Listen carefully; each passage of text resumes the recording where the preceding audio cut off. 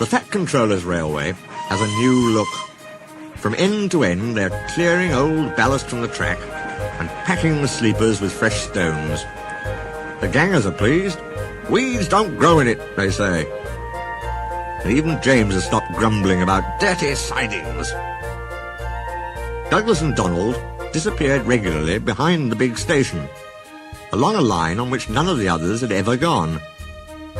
They returned with loaded ballast trains, and were most mysterious about it. "There the wee engines bring the ballast doon for the hills," was all they would say. Soon the engines could talk of nothing else.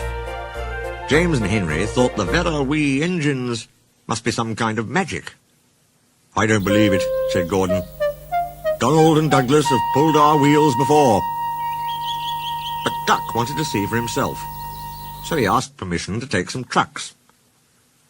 When he arrived, he was told to push them under the chute. This was like a tunnel made of steel girders. On top of it stood some queer-looking trucks. "What do you think of our chute?" said a voice. "Good, innit?"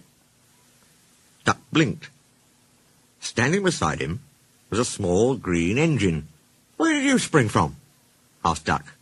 "I've been here all the time," smiled the small engine. "I'm Rex, and you, I'm sure, are Duck." "How did you know?" "That's easy. There's only one Great Western engine in these parts."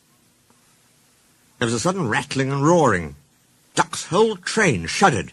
What was that?" he asked, startled. "That was our chute.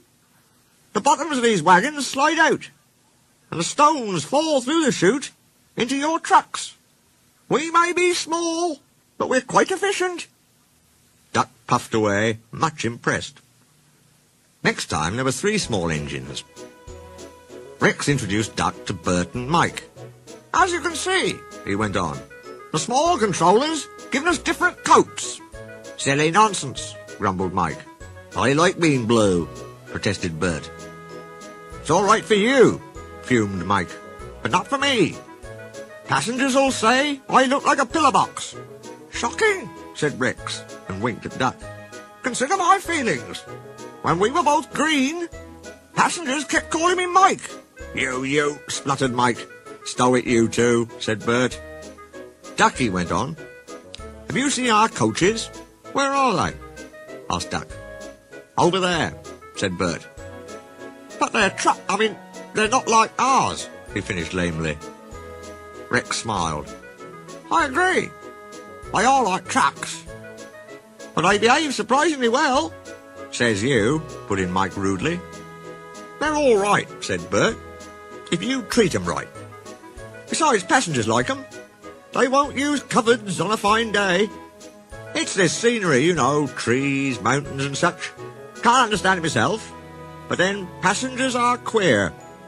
"You're right there," said Mike. "Give me goods trains every time." "Do you, like trucks?" Duck was surprised. "Not all of them," smiled Mike, "but our big ballast hoppers are different. They run on bogies as sweetly as any coach.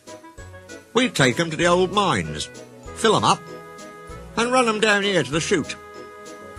The men pull some levers and the whole lot's unloaded before you can say small controller. No trouble at all." "How about hot axle boxes?" put in Rex. "We soon cured that nonsense." "You mean the small controller did?" "Same thing," grinned Mike. Duck chuckled delightedly. Rex and Mike loved teasing each other. "I can't understand," said Duck, "why I've never heard about you before." The small engines all answered at once. "We've only just come from our railway in England, which closed. Your fat controller asked us to come and fetch ballast for him, and he said he'd bring us plenty of passengers too." "Haven't you had passengers before?" asked Duck. "Only in England. It's our first season here." "Oh," promised Duck, "then I'll bring you lots. Goodbye, goodbye." And he puffed excitedly away to see about it.